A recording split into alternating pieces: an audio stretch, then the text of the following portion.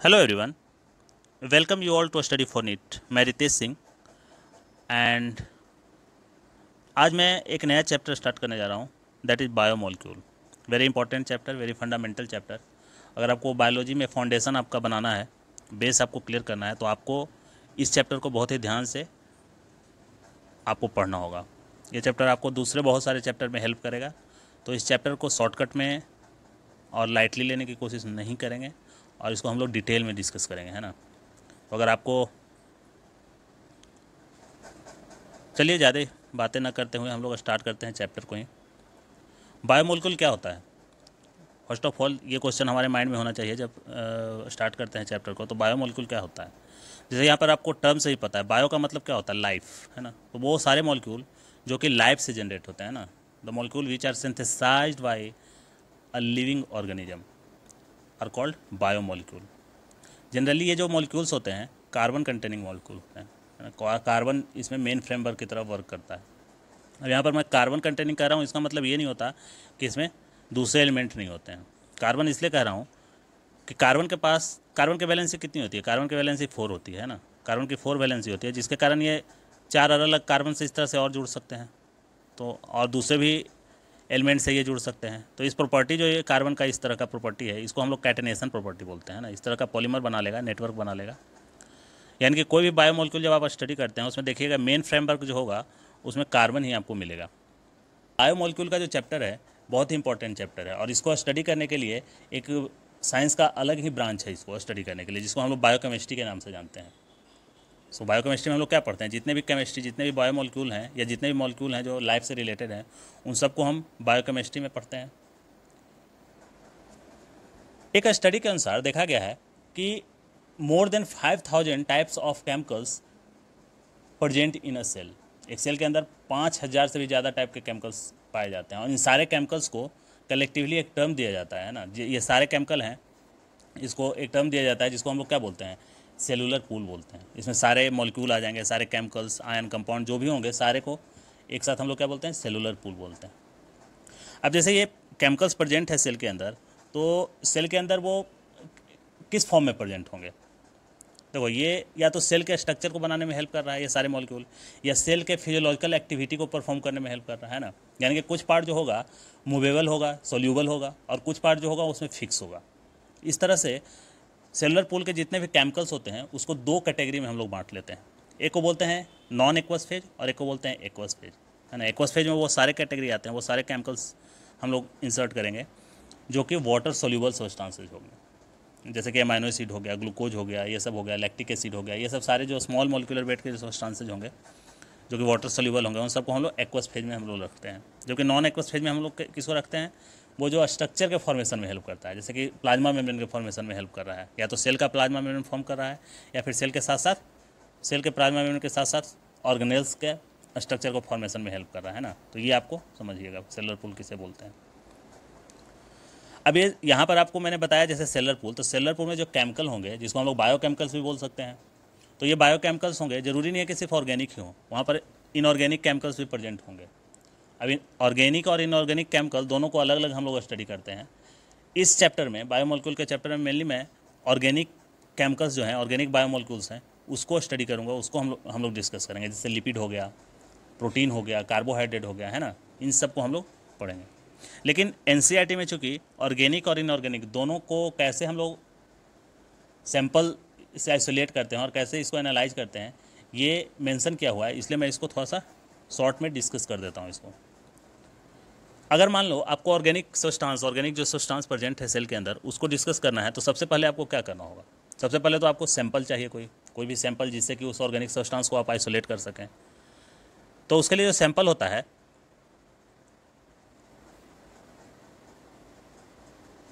एक मिनट, हाँ, तो इसके लिए जो सैंपल होगा आप एनिमल से भी ले सकते हैं या फिर प्लांट से भी ले सकते हैं ना। कोई भी एनिमल प्लांट से भी ले सकते हैं। एनिमल से अगर लेते हैं तो जनरली हम लोग क्या लेते हैं? लीवर सेल को लेते हैं। लीवर टिश्यू को आप कट कर लो, जैसे रैट का लीवर होता है, उसको जो इजीली अवेलेबल हो जाता है लैब में, उसको लेते हैं। या फिर आप प्लांट से भी ले सकते हैं, प्लांट का लीफ ले लो, उसका वेजिटेबल ले लो, या फिर फ्रूट ले लो, कुछ से भी, उससे किसी को भी आप आइसोलेट करके इसको स्टडी कर सकते हैं। तो मैं यहाँ लीफ ले रहा हूँ और लीफ को लेकर के इसको क्या करते हैं, इसको सबसे पहले डिस्टिल वाटर से रिंस कर लो प्रॉपरली, और रिंस करने के बाद इसको एक मोटर में रख लो, मोटर में इस तरह से डाल दो। और मोटर में डालने के बाद फिर इसमें थोड़ा सा स्मॉल अमाउंट में जो SOP में आपको दिया हुआ है उसके अकॉर्डिंग इसमें ट्राइक्लोरो एसिटिक एसिड आप डाल देते हैं हम लोग। डालने के बाद इसको क्या करेंगे, पेस्टर की मदद से इसको क्रश कर देते हैं प्रॉपरली, क्रश करेंगे और क्रश करके इसका स्लरी तैयार कर लेते हैं ना। ये स्लरी इसका बन गया। नाउ क्या करते हैं कि इस स्लरी को हम लोग फ़िल्टर कर लेते हैं। अब जैसे देखो, ये स्लरी जब तैयार किए तो स्लरी में जो एसिड सोल्यूबल पार्ट होगा वो तो एसिड के साथ घुल जाएगा, उसके साथ सोल्यूबलाइज हो जाएगा, लेकिन जो एसिड इनसोल्यूबल पार्ट हो जाएगा वो नहीं घुलेगा, है ना, वो सोल्यूबल नहीं होगा, वो रिमेन रह जाएगा। अब इसको क्या करेंगे, टेस्ट ट्यूब में जब हम लोग फ़िल्टर करते हैं इस तरह से, तो एक टेस्ट ट्यूब लो, इसमें एक फ़नल इस तरह से ले लो, है ना, ये फ़नल है आपका और ये टेस्ट ट्यूब हो गया। और टेस्ट ट्यूब में जब इस स्लरी को डाल दो, डालने से पहले क्या करो, यहाँ पर कुछ या तो आप सेलुलोज पेपर ले लो या फिर कॉटन प्लग यूज कर लो, दोनों में से, क्योंकि इसमें से आपको सोल्यूबल पार्ट को सेपरेट आउट करना है। तो इसके लिए कॉटन प्लग मैं यहाँ लिया हूँ और उसको स्लरी को इसमें इंसर्ट कर दो। इंसर्ट करने के बाद क्या होगा, ये जो फिल्टर जो होगा, फिल्ट्रेट जो एसिड सोल्यूबल पार्ट है वो टेस्ट ट्यूब में आ जाएगा आपका, और जो एसिड सोल्यूबल पार्ट है वो यहाँ आपका एसिड इनसोल्यूबल पार्ट है वो यहाँ आपका स्टक कर जाएगा फनल में। अब इसको क्या करो, दूसरे बॉल में सेपरेट आउट कर लो। और अब आपके पास 2 सैंपल अवेलेबल हैं, एक रिटेंटेट, ये जो फिल्ट्रेट जो रिमेनिंग हो जाता है, रह जाता है फनल में, उसको हम लोग रिटेंटेट बोलते हैं, और जो टेस्ट ट्यूब में आ गया फिल्ट्रेट एसिड सोल्यूबल पार्ट, इसको हम लोग क्या बोलेंगे, फिल्ट्रेट बोलेंगे। अब इस दोनों को आप डिफरेंट टेक्निक के हेल्प से इसको स्टडी करो, इसमें कौन कौन से सब्सटेंस प्रेजेंट हैं। अब टेक्निक जो को हम लोग को यहाँ पे नहीं पढ़ना है, टेक्निक आप लोग को हायर क्लासेज में जब जाइएगा तो वहाँ पर इसको डिस्कस करेंगे हम लोग, या वहाँ पर आप लोग जब पढ़िएगा तो वहाँ पर प्रॉपरली इसको जानेंगे टेक्निक को। मैं सीधे रिजल्ट पे आता हूँ। रिजल्ट जो है, रिजल्ट क्या होगा इसका, जब इसको आप एग्जामिन करेंगे तो एग्जामिन के बाद आपको 2 तरह के बायोमोलिक्यूल यहाँ पर देखने को मिलेंगे। जब एसिड सोल्यूबल फ्रैक्शन को देखते हैं जो कि टेस्ट ट्यूब में आपको मिला, तो उसमें आप देखने को, उसको जब एग्जामिन करेंगे तो उसमें आपको क्या मिलेगा, उसमें आपको देखने को मिलेगा लो मोलिकुलर वेट वाले सब्सटेंस, वो सब्सटेंस जिसका मोलिकुलर वेट बहुत कम होगा, है ना। इसका मोलिकुलर वेट 18 to 800 डाल्टन के करीब करीब होता है, इसलिए इसको हम लोग माइक्रो मोलिक्यूल के बोलते हैं ना। क्योंकि इसका मोलिकुलर वेट बहुत कम होता है इसलिए इसको हम लोग क्या बोलते हैं, माइक्रो मोलिक्यूल बोलते हैं। लेकिन अब ये मोलिक्यूल जो होंगे बहुत सिंपल होंगे, है ना, स्मॉल है, ऑब्वियस सी बात है, मोलिकुलर वेट बहुत छोटा है तो बहुत सिंपल होंगे। और इसका जो ये मेनली मोनोमेरिक यूनिट होते हैं, इसका मैक्रो मोलिक्यूल जो यहाँ पे है, इसके पॉलीमर्स जो होते हैं, जैसे प्रोटीन हो गया, न्यूक्लिक एसिड हो गया, उसके मोनोमर यूनिट ये सब होते हैं। जैसे कि इसका एग्जांपल अगर दिखाऊँ तो अमाइनो एसिड हो गया, न्यूक्लियोटाइड हो गया, सिंपल शुगर हो गया, ये सब इसमें आपको देखने को मिलेगा एसिड सोल्यूबल फ्रैक्शन में, जिसको हम लोग माइक्रो मोलिक्यूल बोलते हैं। अब अमाइनो एसिड क्या बनाता है, अमाइनो एसिड ही आपको प्रोटीन बनाने में हेल्प करता है। न्यूक्लियोटाइड क्या है, न्यूक्लिक एसिड का मोनोमर है, जिससे कि न्यूक्लिक एसिड बना होता है। सिंपल शुगर का मतलब क्या हो गया, जैसे कि मोनोमर ग्लूकोज हो गया, फ्रुक्टोज हो गया, ये सब सिंपल शुगर हो गया। तो ये सब आपको माइक्रो मॉलिक्यूल हैं जो कि एसिड सोल्यूबल फ्रैक्शन में आपको देखने को मिलेंगे। मैक्रो मॉलिक्यूल की बात करूँ तो इसमें आपको मिलेंगे, ये मिलेंगे आपको रिटेंटेट में, जो एसिड इनसोल्यूबल फ्रैक्शन था जो कि फनल में रिमेन रह गया था, उसमें मिलेंगे। और इसमें आपको इसका जो मॉलिक्यूलर वेट अगर आप देखो तो मोर देन 10,000 होता है इसका, है ना। अब देखो यहाँ ह्यूज डिफरेंस है, यहाँ 800 डाल्टन, यहाँ 10,000 dalton. There is a huge difference between the molecular weight of micro molecule and macro molecule. So you must have to understand this things and you must have remembered this value 18 to 800 and more than 10,000। तो इसमें बाकी तो वही बातें हैं, large complex होगा, polymer होता है मैक्रो मॉलिक्यूल का, और क्या है, न्यूक्लिक एसिड हो गया, प्रोटीन हो गया और पॉलीसेक्राइड हो गया, ये सारे आपको मैक्रो मॉलिक्यूल हो गया। तो ये सबको हम लोग डिटेल में आगे पढ़ना है। लेकिन इसको पढ़ने से पहले एक और चीज़ यहाँ पर देख लो, लिपिड यहाँ पर। अब लिपिड क्या है, माइक्रो मॉलिक्यूल है या मैक्रो मॉलिक्यूल है, ये आपको जानना होगा। क्योंकि लिपिड आपको जब फिल्टर करते हैं तो लिपिड आपको ये एसिड इनसोल्यूबल फ्रैक्शन में देखने को मिलेगा। आपको एनालाइज करेंगे तो यहाँ पर ये मिलेगा। तो क्या ये माइक्रो मॉलिक्यूल है या मैक्रो मॉलिक्यूल है? जी हाँ, ये है माइक्रो मॉलिक्यूल। लिपिड का मॉलिक्यूलर वेट देखोगे तो इसका मॉलिक्यूलर वेट 800 से कम होता है, क्योंकि ये स्ट्रक्चरल सेल के स्ट्रक्चर का पार्ट होता है, जैसे प्लाज्मा मेम्ब्रेन के साथ ही एसोसिएटेड रहता है, इसलिए स्टक कर जाता है एसिड इनसोल्यूबल फ्रैक्शन के साथ फिल्टर वहाँ पे फनल में, रिटेंटेट में। इसलिए यहाँ पर ये बात आपको याद रखिएगा, ध्यान रखिएगा कि लिपिड जो है यहाँ पर माइक्रो मॉलिक्यूल का पार्ट है, और यहाँ से बहुत बार क्वेश्चन फ्रेम हो चुका है और आ सकता है क्वेश्चन आगे भी। अब हम लोग देख लेते हैं इनऑर्गेनिक एलिमेंट का एनालिसिस कैसे करते हैं। इसके लिए फिर अगेन आपको फिर से सैंपल लेना होगा। सैंपल लीजिए, सैंपल को आप क्या करेंगे, इसको सबसे पहले वेट यहाँ पे आप कीजिएगा, इसको वेट कर लीजिए, है ना। वेट करने के बाद इसको क्या करिए, सैंपल को वजन कर लीजिए। वजन करने के बाद इसको ओवन में आपको इसको इंसर्ट कर दें। ओवन में इसको इंसर्ट करने के बाद क्या होगा, इसका जो वाटर इसमें प्रेजेंट है सैंपल में, सैंपल आप कोई भी ले सकते हैं, एनिमल प्लांट कोई भी है, किसी का भी ले सकते हैं, उसको फिर इसमें ले करके इसके वाटर को इवेपोरेट करवा दें। और जो ड्राई सैंपल उसके बाद जो मिलेगा उसका फिर से आप वेट कर लें, है ना। फिर से उसका वजन कर लें। वेट करने के बाद इसको क्या करें, बर्न कर दें।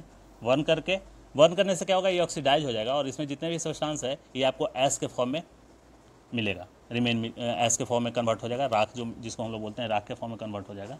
और जिसके कारण अब इसको हम लोग क्या करेंगे, ऐश जो है यही आपको इसी का एनालिसिस करना है, जो कि डिफरेंट टेक्निक से आप फिर से एनालाइज कर सकते हैं। और अगेन यहाँ टेक्निक आपको पढ़ना नहीं है, तो मैं डायरेक्टली रिजल्ट पे आता हूँ। रिजल्ट जो यहाँ पर दे रखा है एनसीईआरटी में, तो ये टेबल के फॉर्म में दे रखा है, जिसमें इन्होंने अर्थ क्रस्ट में जो एलिमेंट्स पाए जाते हैं और जो ह्यूमन बॉडी में पाए जाते हैं उन दोनों को कंपेयर करके बताया हुआ है। जैसे अर्थ क्रस्ट में सबसे ज़्यादा क्या पाया जाता है, 46% आपको ऑक्सीजन देखने को मिलता है। ह्यूमन बॉडी में भी सबसे ज़्यादा ऑक्सीजन ही आपको मिलेगा, 65% के करीब ऑक्सीजन आपको मिलता है। जबकि अर्थ क्रस्ट में अगर सेकेंड मोस्ट एलिमेंट जो है वो सिलिकॉन है ना, सिलिकॉन 27% के करीब मिलता है, 27.7%। जबकि ये ह्यूमन बॉडी में निग्लिजिबल है। ये बहुत इंपॉर्टेंट पॉइंट है, ये ध्यान में रखिएगा, क्योंकि ये सिलिकॉन जो है बहुत सारे ऐसे थ्योरी को राइज करता है जिससे ये पता चलता है कि लाइफ क्या एक्चुअल में अर्थ पे ओरिजिनेट हुआ था या फिर दूसरे टेरिटरी से आया था या दूसरे ग्रह से ये अर्थ पे आया है। तो जब इवोल्यूशन पढ़ाऊंगा तो वहाँ पर सिलिकॉन का आपका क्या इंपॉर्टेंस है वहाँ भी बताऊँगा। सेकेंड यहाँ पर देख लो कि यहाँ पर सेकेंड ह्यूमन बॉडी में सबसे ज़्यादा क्या पाया जा रहा है, आफ्टर ऑक्सीजन कार्बन आपको देखने को 18.5%, है ना। थर्ड, अब बाकी चीज़ें तो यहाँ पर जो लिस्ट में दिया हुआ है वो एक एक करके देख लें। यहाँ पर आपको ये ध्यान रखिएगा बस हाइड्रोजन के बारे में। हाइड्रोजन जो एनसीईआरटी ने दिया है 0.5% दिया है, जो कि रॉन्ग दे रखा है, मिसप्रिंटिंग है, रॉन्ग क्या बोलो मिसप्रिंटिंग है। तो ये 9.5% होता है ह्यूमन बॉडी में, इसको आप करेक्ट कर लीजिएगा। और आप ये ऑर्डर जो है, ये ऑर्डर आपको हमेशा याद रखना है, ऑक्सीजन, कार्बन, हाइड्रोजन, नाइट्रोजन का। ऑक्सीजन सबसे ज़्यादा हाई अमाउंट में है, कार्बन उसके बाद हाइड्रोजन, उसके बाद नाइट्रोजन। ये ऑर्डर से बहुत बार क्वेश्चन फ्रेम हो चुका है और आगे भी इससे क्वेश्चन फ्रेम होगा, तो ये आपको ऑर्डर हमेशा याद रखना है। और एक चार्ट ये दे रखा था एनसीईआरटी में, ये भी देख लीजिए। ये एलिमेंट है जो आपको sodium, potassium, calcium, magnesium, water ये सब पाए जाते हैं। डिफरेंट कंपाउंड है, जैसे कि sodium chloride, calcium carbonate, phosphate, sulphate, ये सब भी मिलते हैं। तो ये आप देख लीजिएगा, इसमें कुछ समझाने वाला ऐसा है नहीं। अब मैं डायरेक्टली आता हूँ